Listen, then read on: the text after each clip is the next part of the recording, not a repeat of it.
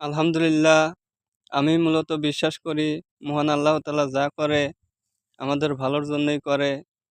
তাই আমি সকল পেশা বাদ দিয়ে কৃষিকাজে লিপ্ত হয়েছি।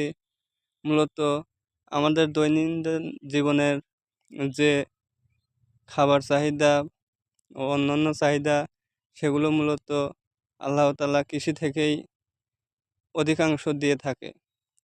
এটা তার বাস্তব প্রমাণ। দেখতেই পাচ্ছেন, কিছুদিন আগে আমি এই জমিতে ধান লাগিয়েছি। এই তো সেদিন প্রায় অল্প কিছুদিন হয়েছে, সেটা এখনো মনে আছে।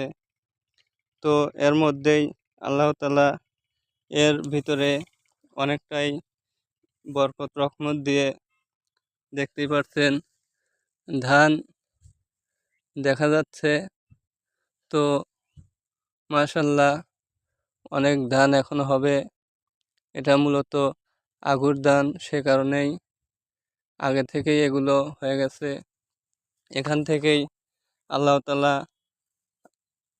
আমাদের রিজিক দিয়ে থাকেন এবং আমরা যে গরুর ফার্ম করি সেগুলোর খাবারও অনেকটাই এখান থেকে হয়ে থাকে। হাঁস মুরগি অনেক প্রাণী আছে যাদের খাবারও আল্লাহ তাআলা এখান থেকে দিয়ে থাকে। এই বলেই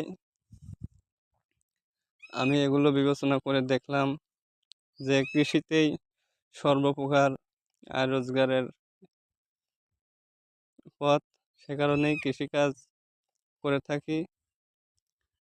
সবাই আমার কাজের জন্য দোয়া করবেন এবং আল্লাহ তাআলা যেন আমার কাজে বারাকা দান করে। এই বলে আমি আমার ভিডিও শেষ করছি। আসসালামু আলাইকুম ওয়া রাহমাতুল্লাহ।